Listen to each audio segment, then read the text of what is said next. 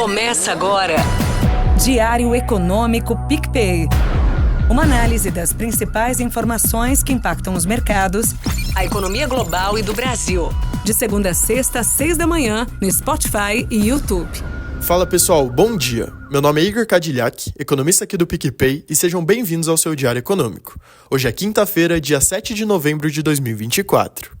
Como era esperado, o Banco Central brasileiro aumentou os juros em 0,50, levando a Selic para 11,25% ao ano de forma unânime.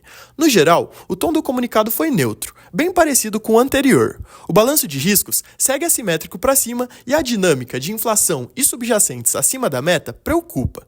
Além disso, a mensagem se mostrou bem atrelada à apresentação e execução das medidas fiscais.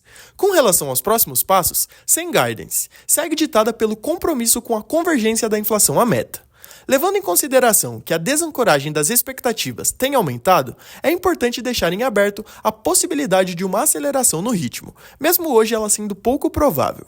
Falando das eleições americanas, da forma avassaladora que foi, a vitória de Donald Trump não se trata apenas de um retorno simbólico à presidência. Se trata de um potencial ponto de virada na política por lá. Sendo justo com Kamala, ela fez uma campanha organizada, venceu o único debate que teve e uniu o partido em torno dela. Isso tudo evidencia ainda mais o momento conturbado entre os democratas. E esse foi um movimento disseminado, com a alta possibilidade de um Congresso dominado pelos republicanos. E aí, Trump terá o poder de moldar a economia conforme sua agenda. Com base em seus discursos, podemos esperar que seu governo adote uma postura rígida em relação à imigração e ao comércio global, com novas barreiras. Internamente, sua política deve focar em desregulamentação e cortes de impostos, estimulando a indústria local. No entanto, esses estímulos podem ser uma faca de dois gumes. A falta de um controle fiscal forte, com uma dívida crescente e políticas expansionistas, pode pressionar a inflação e levar os juros a um ciclo mais alto pelo Fed. Esses são os fundamentos por trás do famoso Trump Trade, que dominou os mercados ontem. Os rendimentos dos Treasuries dispararam. O dólar teve sua maior valorização em 2 anos frente a várias moedas. Além disso, com a redução da incerteza política e a percepção de estímulos internos, as bolsas tiveram alta de mais de 2,5%, com os índices alcançando novos recordes de fechamento. O setor de criptomoedas também reagiu bem. Trump prometeu tornar o país a superpotência do Bitcoin. Isso fortaleceu a moeda digital, que subiu quase 8%. Por outro lado, esse não foi um movimento global. Na verdade, ele acabou pressionando as demais economias, principalmente as emergentes, via moeda e commodities. Ontem, quase todas elas desvalorizaram. Pensando em Brasil, esse cenário trouxe bastante volatilidade. Durante a manhã, acabamos acompanhando os movimentos globais, mas depois disso, houve uma revisão e descolamos do mundo. Com fluxo estrangeiro e foco na discussão fiscal mais construtiva, o dólar começou o dia disparando quase 2%, mas inverteu o sinal e fechou a R$ 5,67, caído 1,3%.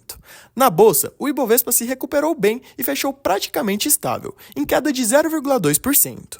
Por fim, nos juros, em dia de Copom, a tendência foi de alta, principalmente nos curtos, que subiram até 16 pontos. E aí, logo depois dessa turbulência toda, tivemos nossa decisão de juros.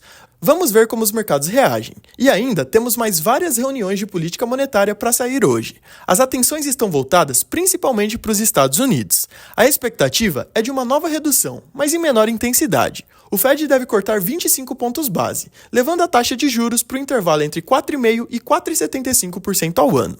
Embora o payroll tenha mostrado uma desaceleração mais forte que o esperado em outubro, a taxa de desemprego se manteve estável em 4,1% e os demais dados econômicos têm se mostrado robustos, principalmente o consumo. Além disso, a inflação, medida pelo núcleo do PCI, continua convergindo para a meta, mas ainda permanece acima. Nesse cenário, o FONC deve reforçar seu mandato duplo, se mantendo atento aos riscos de repique inflacionário e de um maior esfriamento no mercado de trabalho. Com relação aos próximos passos, esse ritmo de cortes graduais deve se manter nas reuniões futuras. Pensando em Brasil, segundo o ministro da Fazenda, Fernando Haddad, até o fim da manhã podemos ter as medidas fiscais decididas. Seguimos atentos. Bom dia, bons negócios e sorte sempre!